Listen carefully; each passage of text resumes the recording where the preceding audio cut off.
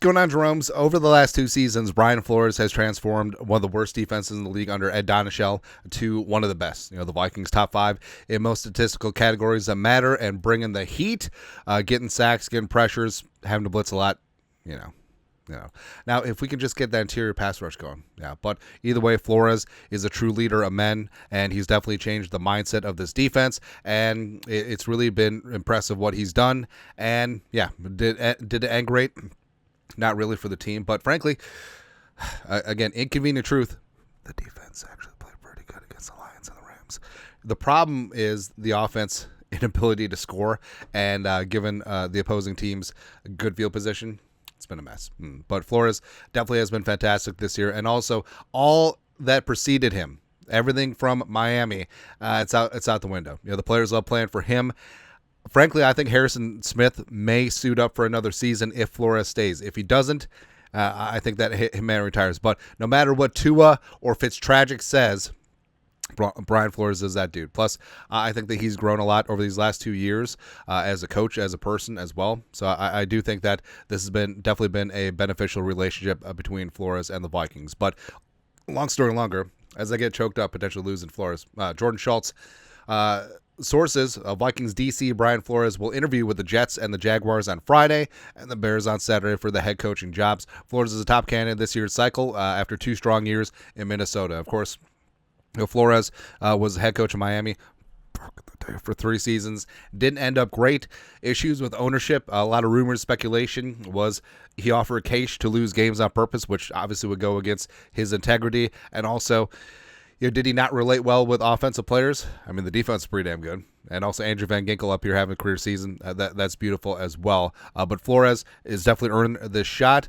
But will he land one of these jobs? I think that he definitely has a pedigree. I think he definitely deserves it. But, of course, the lawsuit hangs over the situation, as well as comments from Tua and now Fitzpatrick definitely could skew things in some owners' minds. Plus, the fact that he's a defensive-minded head coach, and all the rage right now is offense. Who really knows? But the Bears. So basically, the Bears have interviewed everyone. They've cast a wide net, and they're still probably just going to end up with Mike McCarthy. Because remember, after the season, Bears fans were like, "Oh, we're gonna get Ben Johnson and just watch it." But this would be an interesting spot for Flores because I think there is some really solid pieces there on defense. Love me some Tremaine Edmonds, love me some Edwards as well as Jalen Johnson. Plus, we do have Caleb Williams, who could be the truth, but it would have to be a work in progress. Plus, Flores would have to bring a damn good OC with him. Hopefully, it's not Josh McCown or Keenan McCardle. Although, it'd be great to see those guys level up as well. For the Jaguars, so the Jaguars, it does seem like the Jaguars are Aaron Glenn's job to lose. I think that he is going to be that guy. I think he's going to do great things down there in Jacksonville. Jaguars defense has a lot of issues there. But, of course, they're all over the place. Generally leaning OC, but I do think that Aaron Glenn is going to be the favorite in that spot. And then the Jets, Jets, who knows? I honestly have no... for pure entertainment purposes, I want Rex Ryan to get this job again. Don't know. But Flores, it would make sense with the Jets. Brooklyn, born and raised, and him returning to Gotham City would be great. I mean, the Jets have some awesome pieces on defense. Quarterback-wise, I don't know. Who the hell knows what happens with Aaron Rodgers and company there. But if Flores does get a job, we'll wish him the best, but potential DC replacements for Flores. So Durante Jones and Mike Saravo on staff, 2 guys that definitely know the ins and outs of the game, and 2 guys that Flores repeatedly praised unprompted in press conferences. And Jones does have DC experience, 1 year at LSU, in between stints as a Vikings DB coach. Mike Saravo, I think definitely could get after things as well, although both of them could be candidates to follow Flores to wherever destination he goes if he does land a head coaching job.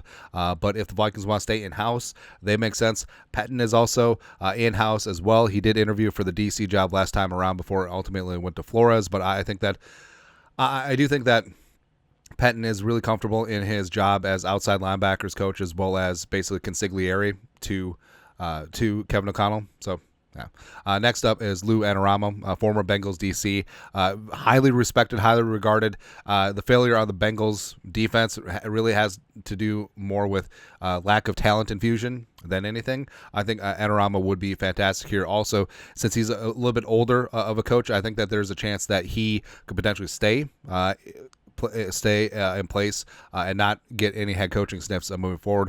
Brandon Staley, basically Kevin O'Connell's BFF.